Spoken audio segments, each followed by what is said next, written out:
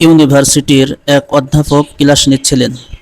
ক্লাসের শুরুতেই এক ছাত্র শীষ দিল।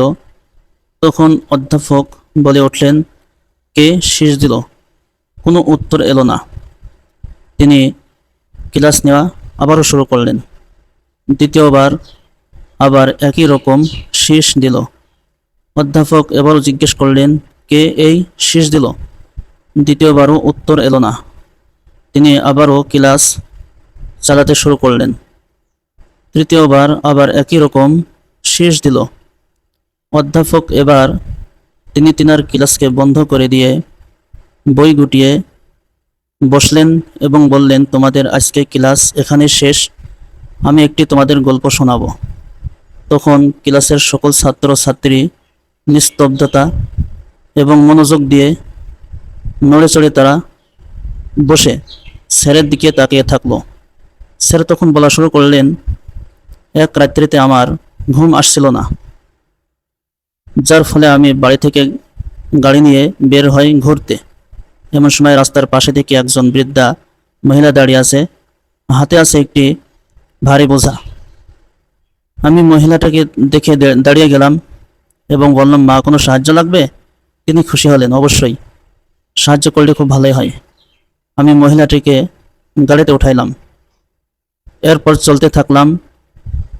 এর ভেতরে তিনি আমাকে চিনতে পেরেছেন এবং তিনি আমাকে বললেন, ডক্টর সাহেব, আপনার ইউনিভার্সিটিতে আমার একটি অবৈধ সন্তান লেখাপড়া করে। আপনি একটু তাকে মানুষের মতন মানুষ বানাবেন। তখন অধ্যাপক সাহেব বললেন, জি মা, আমি চেষ্টা করব আপনার সন্তানকে মানুষের মতন মানুষ বানানোর। তবে কে আপনার সেই সন্তানটির নাম কি? তখন বৃদ্ধা মাটি বললেন, সে সন্তানের নাম আপনার জানার দরকার নেই। তবে সে যখন আপনি ক্লাস শুরু করবেন, তার একটি বদ অভ্যাস আছে, সে শীষ দেয়। এই কথাটি বলার পর ক্লাসের প্রত্যেকটি ছাত্র ছাত্রী সেই ছাত্রের দিকে তাকালেন এবং সে লজ্জিত হলেন। অধ্যাপক সাহেব ডাকলেন, ছোট ভাই, এদিকে এসো। আমি এখানে এসেছি পিএইচডি ডিগ্রি নিয়ে। এই ডিগ্রি কোনো গাধার কাছ থেকে আমি নিই নাই। এখান থেকে শিক্ষা হলো, আল্লাহ পাক রব্বুল আলামিন কোরআনের একটি আয়াত ঘোষণা করেছেন, নতুল্লিম বাদা যালিকা জানিম। যারা পৃথিবীতে অবৈধভাবে এই দুনিয়াতে আসে, তাদের মেজাজ, তাদের ব্যবহার, আচরণ ভালো না। আমাদের সমাজে অনেক মানুষের আচরণ এরকম আছে, দেখলেই বোঝা যায় এর জন্মগতভাবে সমস্যা আছে। তারা আলেমকে গালি দেয়, আলেমদের বিপক্ষে কথা বলে, কোরআন হাদিস এর হক কথা তারা সহ্য করতে পারে না।